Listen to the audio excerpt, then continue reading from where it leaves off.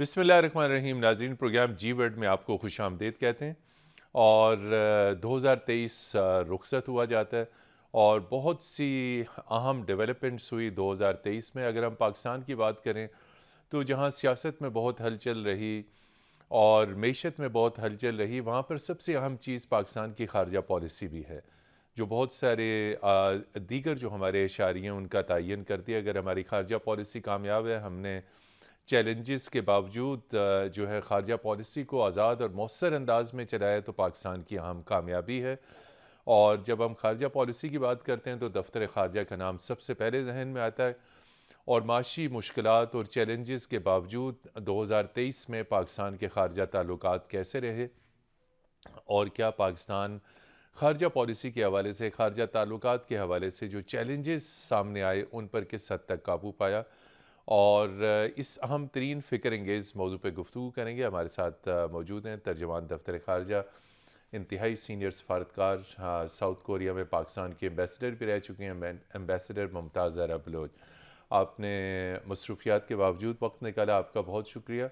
اور ان کے ساتھ تشریف رکھتے ہیں سینئر صحافی اور تجزیہ کار باقر سجاد سید صاحب۔ لیکن پہلے ہم ایک ریویو ریپ اپ لیں گے ایمبیسڈر ممتاز زہرا بلوچ صاحبہ سے، کہ چیلنجز سے بھرپور تھا 2023، بہت ڈیولپمنٹ ہوئی۔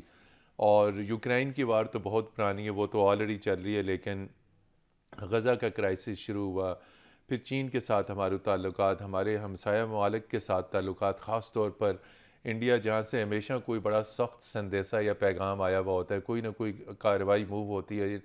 بھارتی سپریم کورٹ کا فیصلہ ہے، لیکن پاکستان نے بہت جاندار انداز میں، بہت مؤثر انداز میں اس کا جواب دیا۔ تو 2023 کو اختصار کے ساتھ آپ پاکستان کے خارجہ تعلقات کے حوالے سے کیسے دیکھتی ہیں؟ جی، جو 2023 کا سال تھا، اب ہم ختم کر رہے ہیں، آخری دن جی، ہے اور رخصت ہوا جاتا ہے، رخصت ہوا جا رہا ہے۔ بالکل۔ تو اس سال میں فارن آفس اور پاکستان کی جو سفارتکاری ہے جی، وہ بہت ایکٹیو رہی۔ کچھ انٹرنیشنل چیلنجز تھے، جس طرح کہ آپ نے ہائی لائٹ کیا، ایک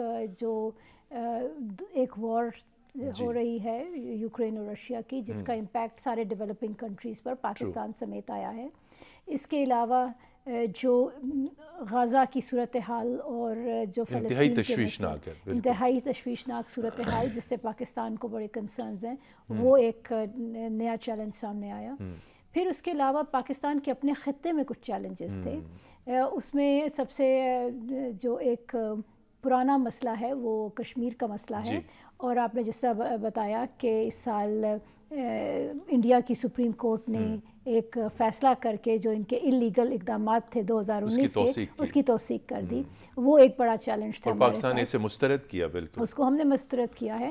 ایک اور چیلنج جو ہمارے سامنے تھا وہ تھا ٹیررزم کا، جو پاکستان میں ٹیررزم انکریز ہوا ہے، اور اس کے جب ہماری سیکیورٹی ایجنسیز نے جب اس کو انویسٹیگیٹ کیا تو اس کے تانے بانے افغانستان کے ساتھ جا کے ملتے ہیں۔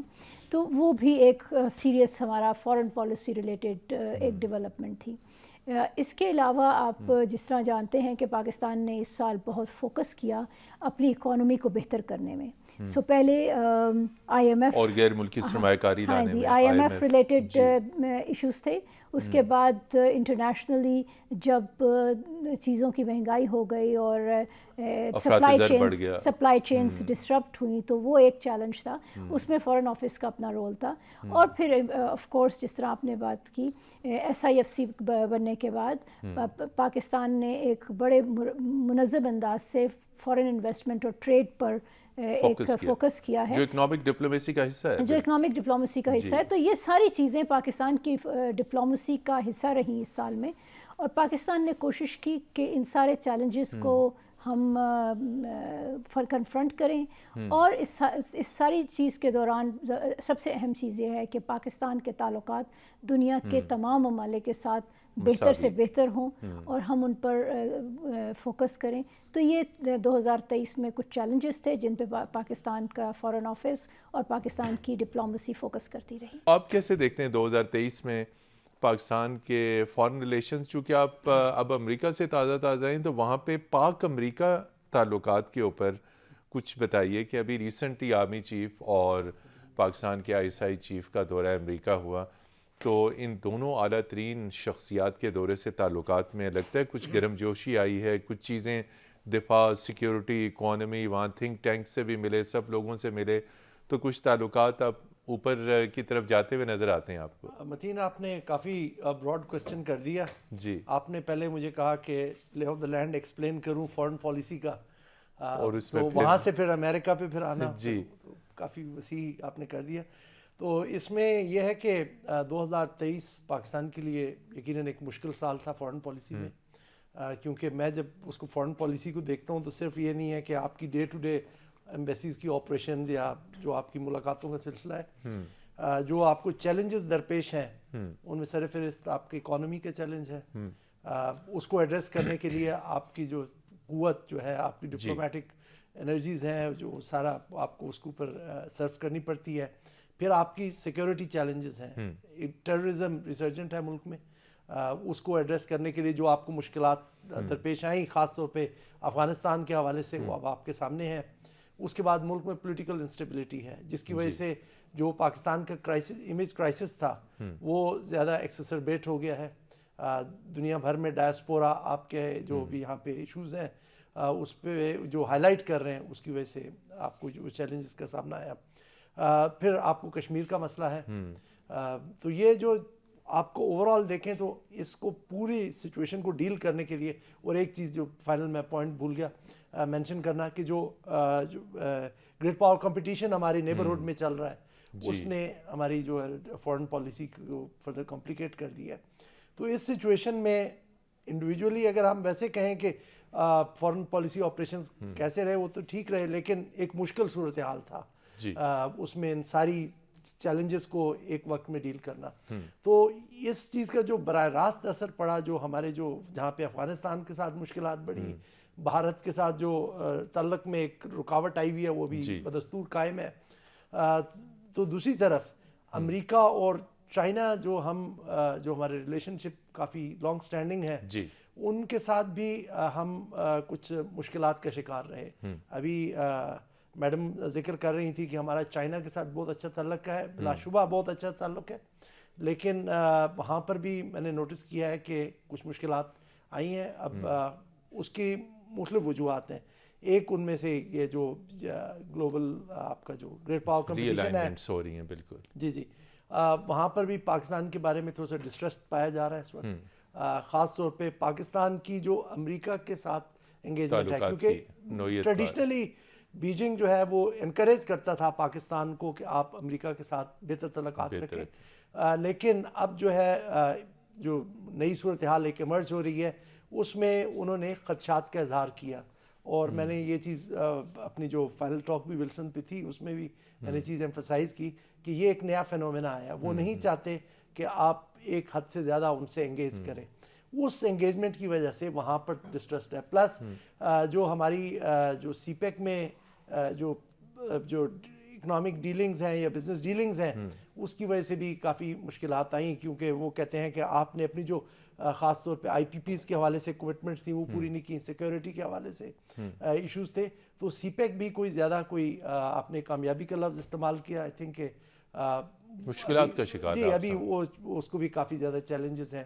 دوسری طرف امریکہ میں پاکستان کے بارے میں اتنی ابھی جو بینڈ وڈتھ جو ہے نا وہ اس میں نہیں ہے پاکستان کے اوپر، کہ پاکستان پہ فوکس نہیں ہے. امریکہ اس وقت جو ہے اگرچہ ایک تعلقات میں ایک وہ رکاوٹ سی کہہ لیں یا ایک سٹیل میٹ سا آیا ہوا ہے، وہ پرانا ہے، لیکن اس وقت امریکہ فوکسڈ ہے دو وارز میں، یوکرین کی ہے اور دوسری جو غزہ کے اوپر اسرائیل کی جنگ جاری ہے.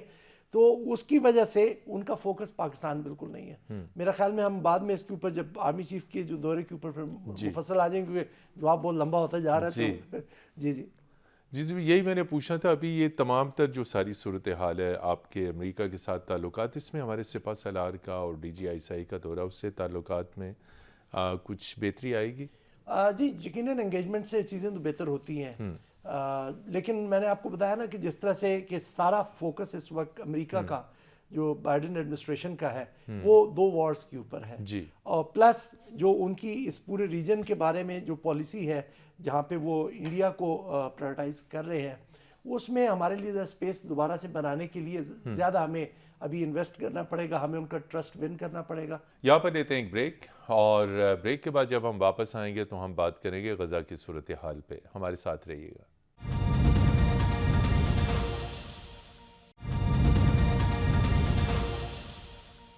جی ناظرین, پروگرام جی ورلڈ میں آپ کو خوش آمدید کہتے ہیں. باقر سجاد صاحب بڑا اہم تقریباً کم و بیش 10-11 روز کا دورہ رہا امریکہ کا. Army chief general Syed Asim Munir اور ان کے ساتھ ان کے ہمراہ تھے director general inter services intelligence lieutenant general Nadeem Anjum, اور امریکہ کی ٹاپ کی لیڈرشپ سے ملاقاتیں ہوئی ہیں, پولیٹیکل, ملٹری, پھر سینٹ کام کا دورہ کیا ہے. تو آپ کتنا سمجھتے ہیں جو کہا جا رہا تھا جی وہ پی ٹی آئی کے دور میں تعلقات بہت سرد مہری کا شکار ہو گئے تھے, ٹریننگ پروگرامز رک گئے تھے, کوپریشن ڈیفنس میں ذرا رک گیا تھا, تو اب تو بہت امید ہے کہ چیزیں آگے بڑھیں گی. جی متین, آپ نے بالکل ٹھیک کہا کہ جو ایک ٹھہراؤ آ گیا تھا, کافی لمبا دورہ ہوا. بیسیکلی یہ دورہ آپ سمجھیں کہ انٹروڈکٹری دورہ تھا جنرل عاصم منیر کا. جی اگرچہ وہ جنرل عاصم منیر کو پہلے جانتے تھے, لیکن اس پوزیشن میں وہ ان کے خیالات کو امریکہ بھی جاننا چاہ رہا تھا, اور یہ بھی فرسٹ ہینڈ ان سے ان کے ویوز سننا چاہ رہے تھے, کیونکہ ویسے تو ایکسچینج آف انفارمیشن ہوتی رہتی ہے مختلف نیٹ ورکس پہ, لیکن یہ ایک دوسرے کے ساتھ جو تبادلہ خیالات تھا وہ کرنے کے لیے ایک اہم موقع تھا, ان کو بھی موقع ملا. لیکن جیسے میں نے دوسرے آپ کے سوال کے جواب میں کہا کہ اس وقت جو امریکہ کی کمٹمنٹ ہے 2 وارز میں, اس کی وجہ سے میں کوئی اتنی زیادہ کوئی پیش رفت ایکسپیکٹ نہیں کر رہا ہوں. دوسری بات جو امپورٹنٹ ہے کہ آپ خطے کی صورتحال بھی دیکھیں کہ ایک طرف وہ انڈیا کو ریجنل پولیس مین یا ریجنل پاور بنانے کے لیے کر رہا ہے, وہ اس میں امریکہ میں ایک بالکل ایک سالڈ پرسیپشن, اگرچہ ہمارے تعلق میں کچھ نہ کچھ مشکلات آئی ہیں چائنا کے ساتھ, لیکن امریکہ آج بھی یہ سمجھتا ہے کہ پاکستان سالڈلی چائنا کے کیمپ میں ہے, اور جب تک پاکستان آج بھی چائنا کیمپ میں ہے. اگر آپ جا کے واشنگٹن میں بات کریں تو وہ آپ کو کہیں گے کہ جی آپ چائنیز کیمپ میں, کیونکہ وہ اس لینس سے آپ کو دیکھتے ہیں. اب جب تک وہ پرسیپشن نہیں دھلتا تو وہ آپ کے ساتھ فلی انگیج نہیں ہوں گے. تو ایک تو یہ ہے کہ انہوں نے جا کر یقیناً وہاں پر جیسے, اور ہم نے سنا بھی کہ انہوں نے وہاں پر تھنک ٹینکرز کو بھی یہ بتایا کہ ہم کسی بلاک کا حصہ نہیں بن رہے. یہ چیز پاکستان بارہا کہہ چکا ہے, لیکن امریکہ نے دوبارہ سے ان سے یہ سنا. لیکن ان کے لیے جو امریکہ کے لیے امپورٹنٹ ہوگا کہ بعد میں آ کے ان کی کیا ٹریجیکٹری ہوتی ہے, اس پہ امریکہ ڈیسائیڈ کرے گا کہ جی کیا واقعی ہی پاکستان نے چائنا سے راہیں جدا کر لی ہیں یا نہیں کر لی, یا جدا نہیں بھی کی تو کسی طرح کا توازن جو ہے وہ لے کے آئے ریلیشن شپ میں. دوسری طرف ان کا جو ہے کہ انڈیا کے ساتھ اپنا ریلیشن شپ ہے پاکستان کا, وہ بھی امریکہ کے لیے امپورٹنٹ ہے, کیونکہ اس وقت امریکہ کی بہت زیادہ انویسٹمنٹ ہو رہی ہے بھارت کے اندر, اور کوئی یہاں پر کوئی بارڈر کے اوپر کوئی انسٹیبلٹی ہوتی ہے, کوئی وائلنس ہوتا ہے, تو وہ ان کے جو کارپوریٹ انٹرسٹ ہیں اس کو بہت ہرٹ کرے گا. لائن آف کنٹرول کی طرف اشارہ آپ کا, لائن آف کنٹرول ہے ہمارا, جو بارڈر بھی ہے اس کے اوپر بھی اگر کچھ ہوتا ہے یا کچھ کوئی ہم کسی کانفلکٹ میں جاتے ہیں تو یہ بھارت کے لیے تو نقصان دہ ہوگا, پاکستان کے لیے نقصان دہ ہوگا, لیکن جتنی میسو امریکن انویسٹمنٹ آ رہی ہے وہاں پر تو یہ اس کو بھی افیکٹ کرے گا. تو لہٰذا امریکہ کے اس وقت انٹرسٹ میں ہے کہ کسی طرح سے وہ پیس وہاں پر مینٹین ہو. تو یہ بات بھی یقیناً وہاں پر ڈسکس کی گئی ہوگی. اور جنرل عاصم منیر نے اپنے دورے کے اختتام پہ جب وہ تھنک ٹینکرز وہاں سے ملے ہیں ان سے, تو ان کو کہا کہ بھارت کے ساتھ تعلقات میں بہتری کا سکوپ ہے. جی یہ بہت بڑی بات ہے. جی وہ ان کو اشارہ دے دیا, انڈیا دیا کہ ہم ان کے ساتھ بہتر تعلقات رکھ سکتے ہیں, مگر انہوں نے ایک کیویٹ کے ساتھ یہ بات کی. انہوں نے کہا کہ ہمیں جو آرٹیکل 370 کی ریووکیشن ہے وہ قابل قبول نہیں ہے کہ جو انہوں نے اس کو ضم کر دیا ہے جو انڈین ٹیریٹری میں, جی انڈین ٹیریٹری میں, کہ اس کا اسپیشل سٹیٹس بحال کیا جائے.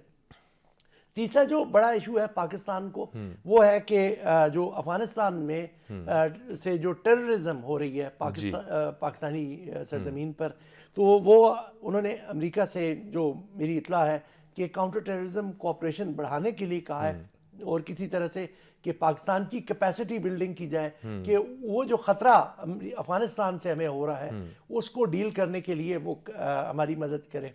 اب امریکہ کے اگرچہ انگیجمنٹ طالبان کے ساتھ ایڈمنسٹریشن سے ڈائریکٹ ہے، لیکن میں سمجھتا نہیں ہوں کہ وہ اس پوزیشن میں ہے کہ وہ ٹی ٹی پی کے اوپر طالبان کی پوزیشن کو انفلوئنس کر سکے. لیکن پاکستان بہرحال ان سے یہ کوشش کر رہا ہے کہ کسی طرح سے ہماری کیپیسٹی بلڈنگ کی جائے اور تاکہ ہم اس خطرے سے نپٹ سکیں. تو یہ دو تین جو بڑے جو ایشوز جو ہے یہ عاصم منیر صاحب کے سامنے تھے.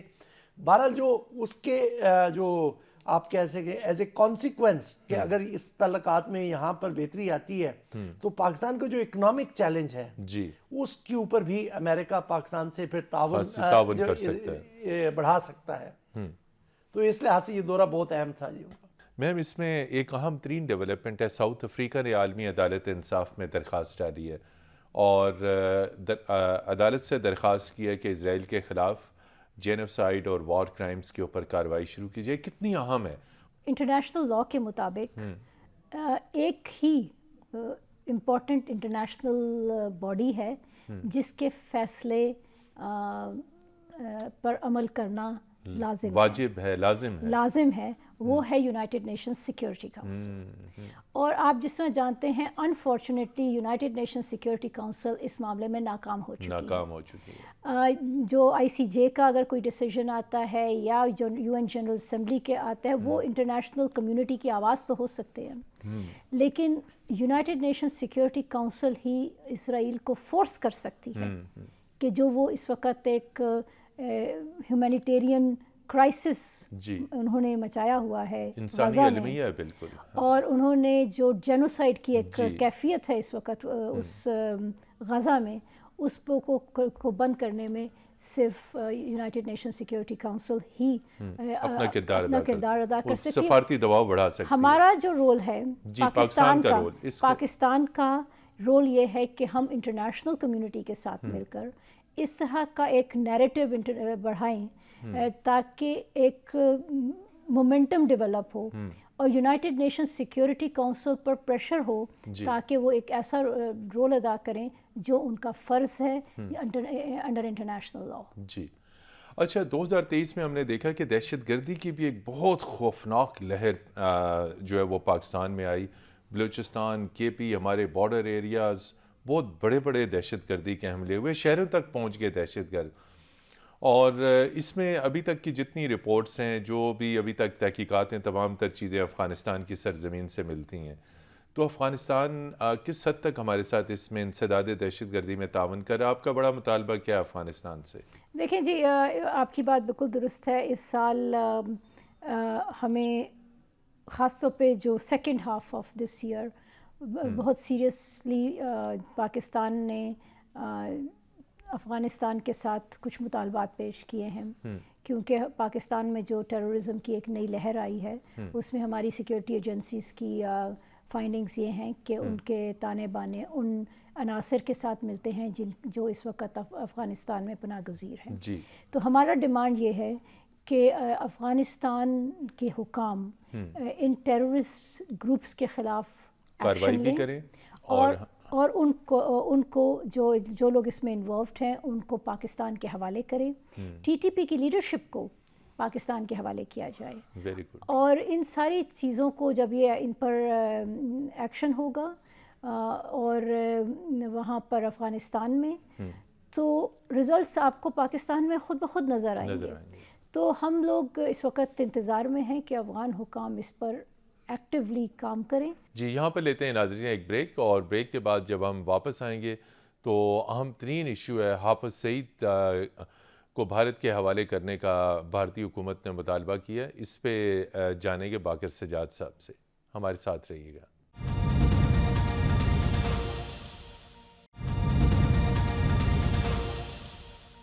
جی ناظرین، پروگرام جی ورڈ میں آپ کو خوش آمدید کہتے ہیں، اور بریک پہ جانے سے پہلے میں نے کہا تھا کہ حافظ سعید کے حوالے سے ایک نئی ڈیولپمنٹ ہوئی ہے. باقر سجاد صاحب، اس پہ آپ نے بڑی تحقیقاتی رپورٹ بھی بنائی ہے. کیا یہ کون سا منی لانڈرنگ کا کیس ہے؟ اول تو یہ بتائیں جس کے اوپر حافظ سعید کو بھارت نے کہا کہ ہمارے حوالے کیا جائے، اور دوسرا کیا آپشنز ہیں لیگلی پاکستان ان کو کر سکتا ہے نہیں کر سکتا، اور یہ ایک اریٹیٹنگ قسم کی موو انڈیا نے چلائی ہے دوبارہ سے ذرا شور شرابہ ڈالنے کے لیے. جی آپ نے جیسا نوٹس کیا ہوگا کہ پاکستان سے یہ ان کی جو ڈیمانڈ ہے یہ مذاق خیز ہے. اچھا، یہ مذاق خیز ہے. وہ اس لیے کہ پاکستان اور بھارت کے درمیان یہ کوئی اس طرح کی ایکسٹریڈیشن ٹریٹی ایگزسٹ ہی نہیں کرتی کہ جو ملزمان کی حوالگی کا سلسلہ ہوتا ہے اس کے اوپر وہ نہیں ہو سکتا، ٹریٹی نہ ہو تو نہیں دے سکتے ہم. اور اگر آپ نے جو بھارت کے اسپوکس پرسن کی جو کل کی پریس بریفنگ ہے وہ بھی دیکھی ہو تو انہوں نے اس چیز کا اعتراف کیا کہ ہمارا ان کے ساتھ معاہدہ نہیں ہے، لیکن پھر بھی ہم یہ ایشو ریز کر رہے ہیں تاکہ ایک طرح سے اس ایشو کو ہائی لائٹ کرنا چاہ رہے ہیں. وہ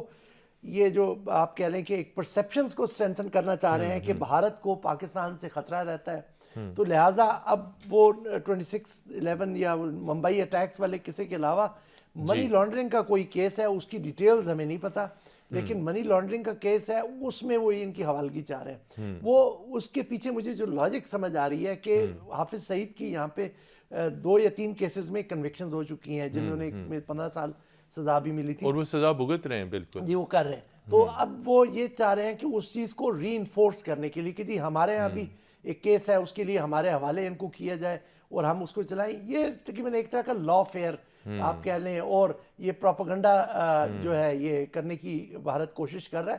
ان پہ اگر کوئی کیسز ہیں تو وہ یہاں پہ چل رہے ہیں، اور اگر ان کے پاس جیسے بھارت کہتا ہے کہ ان کے پاس کوئی فریش ایویڈنس آ گیا، اب آپ کو جب آپ مان بھی رہے ہیں کہ آپ کے پاس ٹریٹی نہیں ہے تو آپ ایسا کریں. اس کا بہترین طریقہ ہے کہ آپ پاکستان کے حوالے کریں کہ آپ پہلے ٹرائی کر رہے ہیں اور پاکستان کی ایک اس میں کریڈیبلٹی بھی ہے کہ انہوں نے ان کو پروزیکیوٹ کیا، ان کے جرم ثابت ہوا اور انہوں نے ان کو سزا ہوئی. تو اگر فریش ایویڈنس آ گیا تو آپ وہ بھی دے دیں. جب آپ کے ہاں ان کی حوالگی نہیں ہو سکتی تو کم سے کم جو انہوں نے غلط کام کیا اس کے تو ان سے باز پرس ہو سکے اس کی. جی ایمبیسڈر ممتاز ارا بلوچ، ابھی جو بھارت کی جانب سے ایک خط موصول ہوا ہے حکومت پاکستان کو دفتر خارجہ کو حافظ سعید کے حوالے سے، تو ایک تو آپ اس کی تھوڑا سا تجزیہ فرمائیں کہ بھارت کیوں ہر کچھ تھوڑے وقت کے بعد کوئی اشتعال انگیزی، کوئی ناخوشگوار قسم کا خط مراسلہ پاکستان کے حوالے کر دیتا ہے. اور حافظ سعید کے حوالے سے پہلے کچھ بتا دیں کہ یہ خط آ چکا ہے. جی ایک لیٹر ہمیں موصول ہوا ہے اور اس پر ہماری تو یہی ہے کہ آپ جانتے ہیں جس طرح سے کہ پاکستان اور انڈیا کے درمیان کوئی ایکسٹریڈیشن ٹریٹی موجود نہیں ہے، تو اس لیے اس کے علاوہ اور میں اس وقت اور کچھ نہیں کہہ سکتی. لیکن جنرلی اسپیکنگ آپ نے بالکل صحیح پوائنٹ آؤٹ کیا. ایک ایشو ہے پاکستان میں ٹیرورزم کے بہت سارے واقعات ہماری ایجنسیز کے پاس شواہد ہیں کہ ان کے تانے بانے انڈین انٹیلیجنس ایجنسیز کے ساتھ ملتے ہیں، ان کے فائنینسنگ ہوتی ہے، وہ یہاں پر ٹیررسٹ انسیڈنٹس کرتے ہیں. اور یہ چیز صرف پاکستان میں نہیں ہو رہی، اب تو ساری دنیا کو پتہ چل چکا ہے کہ انڈیا کا جو ایکسٹرا ٹیریٹوریل کلنگز کا جو ایک نیٹ ورک ہے وہ اس وقت ساری دنیا میں پھیل چکا ہے. تو جب یہ ساری چیزیں وہ خود کر رہے ہیں تو دوسروں پر الزام لگانا بہت آسان ہوتا ہے، لیکن حقیقت یہ ہے کہ وہ خود اس طرح کے ایکٹیویٹیز میں ملوث ہیں، جس کو اسٹیٹ اسپانسر ٹیرورزم کہتے ہیں، اس میں وہ انوالوڈ ہیں. بھارت کی جانب سے پاکستان مخالف پروپیگنڈا بہت زیادہ ہوتا ہے، دہشت گردی ہو گئی، ٹیرر فائننسنگ ہو گئی، بہت چیزیں ہو گئی. ہم نے 2-3 ڈوزیر بھارتی دہشت گردی کے اوپر بھی دیے تھے جو ان الزامات کا مؤثر جواب تھا. تو ویسے کیا اسٹریٹجی ہمارے پاس ہو سکتی ہے؟ پہلے تو یہ بتائیے 2023 میں ہم نے بھارتی پروپیگنڈے کا کامیابی سے مقابلہ کیا، ان کے جو بیانیہ تھا اس کو مؤثر انداز میں اس کو کاؤنٹر کیا، اس کی نفی کی. اور آپ کے پاس کیا وسائل ہوتے ہیں کہ آپ کتنی بڑی ماشاءاللہ، یہ بھی دیکھنے والوں کو بتائیں، ٹیم ہے آپ کی جو اس سارے انتہائی اہم بڑے چیلنج کے اوپر، یعنی انڈیا پاکستان کے اوپر جب آپ سٹیٹمنٹ دیتی ہیں، بھارتی پروپیگنڈے کا مقابلہ کرتی ہیں، تو آپ کے پاس انف ریسورسز ہیں، ساری چیزیں ہیں؟ دیکھیں پہلے تو یہ جو آپ کا آخری سوال ہے وہ یہ ہے کہ میں وزارت خارجہ کو ریپریزنٹ کرتی ہوں. جی بالکل. تو پورا ایک پورا ایک دفتر، پورا ایک ڈپارٹمنٹ ہے، پوری منسٹری آف فارن افیئرس ہے جو اس کو سپورٹ کرتی ہے. سو یہ ایک انڈیویجول کی کوئی کامیابی نہیں ہوتی ہے، یہ ٹیم ورک ہوتا ہے. ہاں جی. تو دوسری چیز یہ ہے کہ جو حقیقت جو میں آپ کو ہائی لائٹ کرنا چاہ رہی ہوں وہ یہ ہے کہ کچھ سال پہلے آپ کو یاد ہوگا کہ انڈیا نے کہا تھا کہ ہم پاکستان کو دنیا میں آئسولیٹ کر دیں گے، اور یہ اکثر کہتے رہتا ہے. اور یہ انہوں نے پوری ایک منظم طریقے سے ایک کیمپین کی. پاکستان کو ٹیررزم کے ساتھ برانڈ کرنے کی کوشش کی گئی، FATF کی گرے لسٹ میں ڈلوایا، فیٹف کے، اور ان کی خواہش یہ تھی کہ پاکستان فیٹف سے کبھی باہر نہ آئے. لیکن پاکستان نے اس چیلنج کا بڑا بھرپور مقابلہ کیا، اور سب سے ہماری جو سب سے اہم اسٹریٹجی تھی کہ پاکستان کی کوشش یہ ہونی چاہیے کہ دنیا میں زیادہ سے زیادہ آپ کے دوست ممالک ہوں. اور ہم نے اسی وجہ سے تمام ریجنز پر، اپنے ریجن میں بھی ایشیا، یورپ، افریقہ، لیٹن امریکہ، سب پہ توجہ دی. ہم نے ڈیولپنگ کنٹریز کی جو آواز بن کر انٹرنیشنل کمیونٹی میں ایک رول ادا کیا. جب ہم G77 اور چائنا جو ایک ترقی پذیر ممالک کی ایک گروپنگ ہے اس کے پاکستان کو صدارت ملی، تو پاکستان نے ڈیولپنگ کنٹریز کا کاز بلند کیا. تو اس سے یہ ہے کہ ایک انٹرنیشنل کمیونٹی کو کانفیڈنس ہے کہ پاکستان جب بات کرتا ہے وہ انٹرنیشنل لاء کی بات کرتا ہے، وہ اور بات میں وزن ہوتا ہے، اور اس طرح کی بے بنیاد باتیں نہیں کرتا. اور اس چیز کا ہم نے اس سال میں 2023 میں کچھ نتائج آپ کو جانتے ہیں کہ پاکستان نے کچھ اہم کامیابیاں حاصل کی ملٹی لیٹرل ڈومین میں. یونائٹڈ نیشنز اور ایفیلیٹڈ جو ملٹی لیٹرل آرگنائزیشنز ہیں ان کے الیکشنز ہوئے، پاکستان نے وہ الیکشنز جیتے. CWC اور پھر یونیسکو کا الیکشنز جیتا، ہم نے OPCW کا الیکشن جیتا، پاکستان نے ایکوسوک کا الیکشن جیتا. اور آپ جس طرح جانتے ہیں کہ جو یونیسکو کی وائس چیئرمین شپ پاکستان کو ملی، ہم نے ہندوستان کو شکست دی. اس میں بہت بڑی کامیابی پاکستان کی، بہت بڑی کامیابی ہے، اور سفارتی ناکامی. بالکل.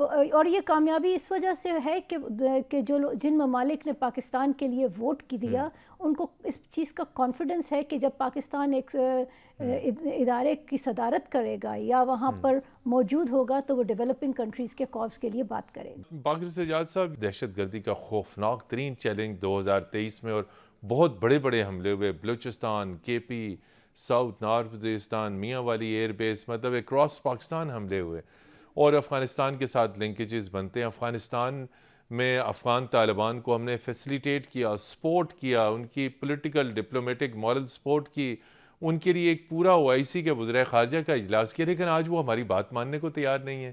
تو یہ مسئلہ کیسے حل ہوگا؟ دہشت گردی اگر 2024 میں بھی یہی لہر رہی تو ہم تو نہ اپنی خارجہ پالیسی بہتر کر پائیں گے، نہ سرمایہ کاری آ پائے گی، اور نہ معیشت کے اشاریے بہتر ہو پائیں گے. جی بالکل. پاکستان کے لیے یہ بہت بڑا ایک چیلنج ہے کہ دہشت گردی کے اس مسئلے کے ساتھ نپٹا جائے. اور بلا شبہ اس کی جو اوریجنز ہیں وہ افغانستان میں جو ٹیررسٹ بیسز ہیں جہاں سے TTP کو ایک آزادی حاصل ہے کہ وہ آپریٹ کرتی ہے، وہاں پر ان کو اسلحے کی فراوانی بھی ہے اور ان کو آپریشنل ایک بیس بھی مہیا ہے. پاکستان نے جہاں پر اپنے سارے جو آپ کہتے ہیں نا putting eggs in one basket والی بات ہے، انہوں نے سب کچھ طالبان پہ انویسٹ کر دیا. اب پاکستان کے پاس لیوریجز نہیں ہیں کہ آپ ان کے اوپر پریشر ڈال کے وہ آپ اپنا کر سکیں، بات منوا سکیں.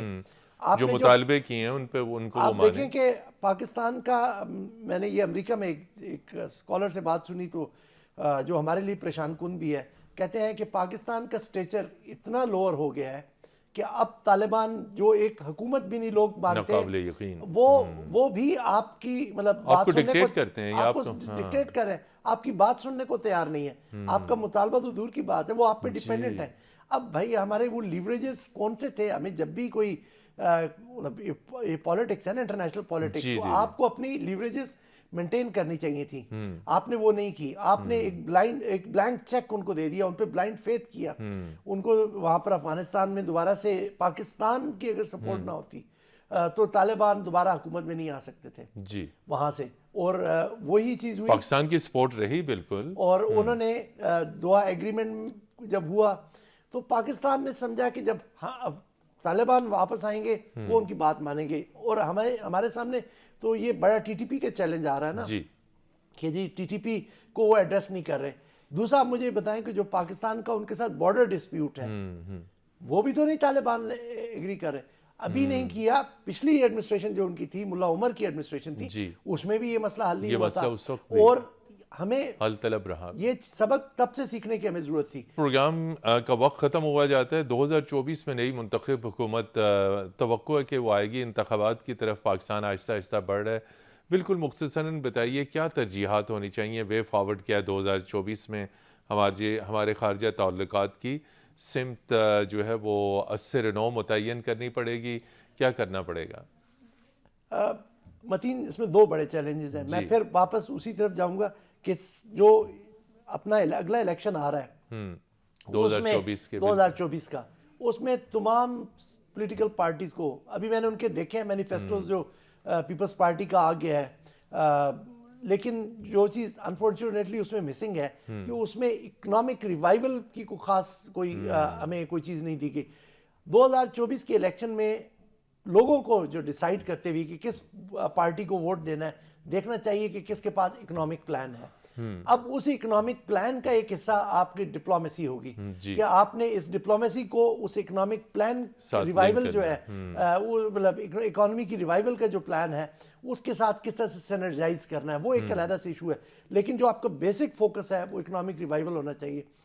جہاں تک آپ ڈپلومیسی کی بات کرتے ہیں, جو اگر ڈپلومیسی کے ڈپلومیسی جو دفتر خارجہ کی, بالکل, تو ہمیں دیکھنا ہے کہ ہم امریکہ اور چائنا کے درمیان اس جو بڑھتی ہوئی کشیدگی ہے کہ اس سے بچا کے اپنا دامن بچا کے آگے اور توازن کیسے برقرار رکھیں گے, یہ والا ہمارا دو پرائرٹیز ہونی چاہیے.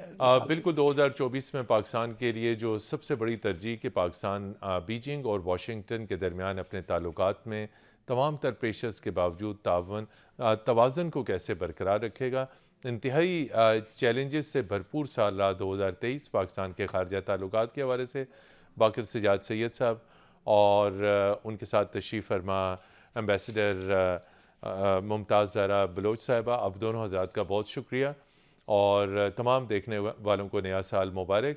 اور پروگرام جی ورلڈ کی ٹیم کو اگلی اتوار تک کے لیے اجازت دیجیے. خدا حافظ.